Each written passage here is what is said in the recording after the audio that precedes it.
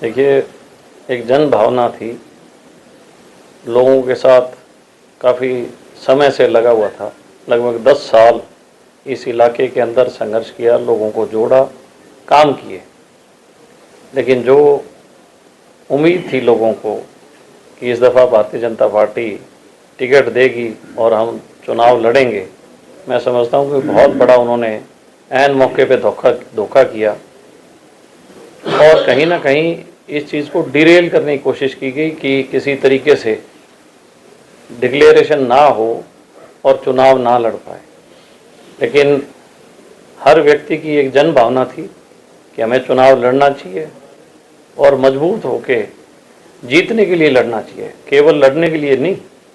इसीलिए सब लोगों का एक फैसला था कि मजबूत व्यक्ति और मजबूत दल के साथ जाना चाहिए और सब ने ये फैसला किया कि इंडियन नेशनल लोकदल के साथ जाना चाहिए। और मेरे मन में भी था कि सारा परिवार अगर इकट्ठा होगा तो हम आगे और संघर्ष करेंगे, चौधरी देवीलाल जी के जो सपने हैं उनको साकार करने की कोशिश करेंगे। और लोग चाहते हैं कि दोबारा से चौधरी देवीलाल जी की जो सोच है उसके साथ जुड़ना चाहते हैं। और ये जो संघर्ष है अभय सिंह चौटाला जी कर रहे हैं पूरे हरियाणा में, तो मैं मानता हूं कि मुझे भी इनके साथ संघर्ष करने का एक मौका मिलेगा ताकि हम इस इलाके के अंदर जो पुराने लोग थे उनको सबको जोड़ें और वापस चौधरी देवीलाल जी के राज को लेके आएँ। आदित्य जी, सरकार के दौरान भी आपने कई बड़े विरोध किए, चाहे वो मार्केट कमेटी की बात हो, चाहे ग्रीवेंसिंग की मीटिंग हो, उसके दौरान भी मंत्रियों के सामने भी आप बोले। क्या बीजेपी में वास्तव में इस तरीके की समस्या? देखिए, मैं बीजेपी को लेकर भी आपने कई भ्रष्टाचार के हमेशा ही मैंने देखिए, चौधरी देवीलाल एक सच्चे इंसान थे और उनकी जो परिवार के जो अभी देख रहे हैं अभय सिंह चौटाला जी, इनका भी लोगों में एक पूर्ण विश्वास है और लोग ये मानते हैं कि वो सच्चे आदमी हैं। ठीक है, मुंह के खरे हैं लेकिन दिल का नेक और सच्चे इंसान है। उसी नीति को जो चौधरी देवीलाल जी की थी, उसी नीति को हम सब लोग फॉलो कर रहे हैं। जहाँ जुल्म और ज़बर और नाइंसाफ़ी हो, इनजस्टिस हो, वहाँ पे हमेशा जो सच्चे लोग हैं चौधरी देवीलाल जी के, वो आवाज़ उठाते हैं। इस चीज़ की कभी परवाह नहीं करते कि सत्तासीन कौन है। सत्ता को कभी भी लोभ लालच का हम लोगों के मन में नहीं था। हर बार जहाँ भी कोई आवाज़ उठानी थी, चाहे वो सत्ता के खिलाफ थी, चाहे वो किसान के लिए थी या व्यापारी के लिए थी, हर वर्ग के लिए हमने सत्ता से भी लड़ाई लड़ी, ताकि जन कल्याण तभी होगा जब हम जनता के साथ रहेंगे। बीजेपी के जो बड़े नेता हैं, मंत्री हैं, क्या उनसे आपने डायरेक्ट प्रयास नहीं किए अपने क्षेत्र का विकास के लिए, जो आपको ये बगावत करनी है?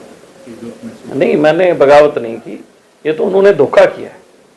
जब किसी व्यक्ति के साथ आप इतने समय से उसके साथ हो, और उसकी मैंने तो पूरे ज़िले में काम किया, लेकिन जो उम्मीद थी कि भाजपा टिकट देगी पर ऐन मौके पे उन्होंने धोखा करने काम किया, तो मैं मानता हूँ कि ऐसा धोखा जनता को बर्दाश्त नहीं था। लोगों में रोष था और लोगों के इशारे पे ही हम सब लोग इकट्ठे हुए और हम सब ने फैसला लिया। बीजेपी में घुटन महसूस कर रहे थे, अब इनेलो में सुकून? देखिए, एक पक्षी को जब पिंजरे में डाल देते हैं, निश्चित तौर पे वो पक्षी जो है अपना विकसित नहीं कर पाता, कहीं कहीं महसूस करता है। चौधरी देवीलाल खुला, ये आसमान जो है वो चौधरी देवीलाल का है, खुला आसमान है। कोई व्यक्ति गांव का, देहात का जब खुले में आसमान की तरफ देखता है तो मैं समझता हूँ कि उसको चौधरी देवीलाल जी की आकृति दिखाई देती है। और वो इस बात से बड़ा अपने आप को खुश नसीब मानता है कि हरियाणा का होने के नाते कि आज भी चौधरी देवीलाल जी की आत्मा उन सब लोगों के साथ है। और इस बात का प्रमाण भी है, हर किसान के घर में चौधरी देवीलाल की फ़ोटो है जिसकी वो पूजा करता है। तो मैं ये मानता हूँ कि ये खुले आसमान में हूँ और फिर चौधरी देवीलाल के सपनों की उड़ान लेंगे और लोगों के घर घर तक चौधरी देवीलाल जी का मैसेज देने का काम करेंगे। बतौर इनेलो उम्मीदवार आप नामांकन कब भरेंगे? कल का समय तय किया है। कल 10:30 बजे सब लोग इकट्ठे होंगे, उसके बाद सब लोग नामांकन के लिए जाएंगे। तो सारे हमारे साथी हैं, पार्टी के भी व्यक्ति हैं, सब लोग आएंगे और बहुत बड़े जलसे के साथ नामांकन करेंगे। आज भी जो जलसा किया था, लगभग 8-10 हज़ार लोग उस जलसे में थे, इस पूरे डबवाली विधानसभा क्षेत्र के। और सब लोगों में बहुत जोश और जुनून था। और अब ये लड़ाई जो है निश्चित तौर पे आज इस बात का प्रमाण है कि डवाड़ी इंडियन नेशनल लोकदल जीत चुकी है बहुत बड़े मार्जिन से। जैसे जी 10 साल बीजेपी की सरकार रही, उसके बाद जिस तरह से टिकटों के बंटवारे के बाद भगदड़ में क्या देखते हैं ओवरऑल, क्या स्थिति रहने वाली थी? देखिए, कोई भी फैसला जो जनता के खिलाफ होता है, जनता बगावत करती है, विरोध करती है, ये उनकी मानसिकता झलकती है। जैसा कि अभी अभय सिंह जी ने बताया कि वो चौधरी देवीलाल जी की सोच को मारना चाहते हैं। उन्होंने काम लिया, ऐसा नहीं है मैंने 10 साल दिए हैं भाजपा को, मैंने काम बहुत किया, उन्होंने काम लिया, लेकिन जब समय था हमारे संघर्ष को फल लगने का तो उन्होंने कहीं ना कहीं चौधरी देवीलाल की सोच को मारने का काम किया। और लोगों के कहने से, जब सब लोग मेरे जो संघर्ष के साथी थे, उन सब साथियों के आग्रह से, विचार से, विमर्श से हमने आज ये निर्णय लिया सब साथियों ने। और मैं निश्चित तौर पे ये बताना चाहूँगा कि वापस चौधरी देवीलाल जी की जो आवाज़ है, जो चौधरी देवीलाल जी की सोच है, उसको पूरे हरियाणा के कोने कोने में ढाणी ढाणी तक लेके जाएंगे। देश के ताऊ और आपके खुद के ताऊ से आशीर्वाद लिया, कितना कामयाब हो पाएगा? देखिए, मैं एक चीज़ कहना चाहूँगा, एक जो भी राजनीतिक व्यक्ति हैं उनके रोल मॉडल होते हैं, चाहे वो किसी दल में हो, किसी पार्टी में हो, उनकी कोई ना कोई ऐसी चीज़ होती है जो उनका रोल मॉडल होता है।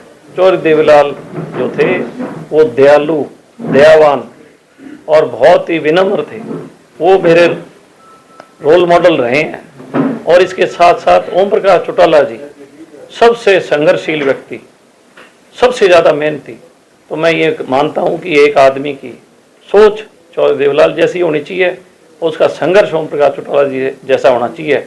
ये दोनों चीज़ जब मिल जाती है निश्चित तौर पे वो हमेशा फतेह करते हैं, हमेशा जन कल्याण करते हैं। तो दोनों के जो है मेरे रोल मॉडल रहे हैं दोनों लोग।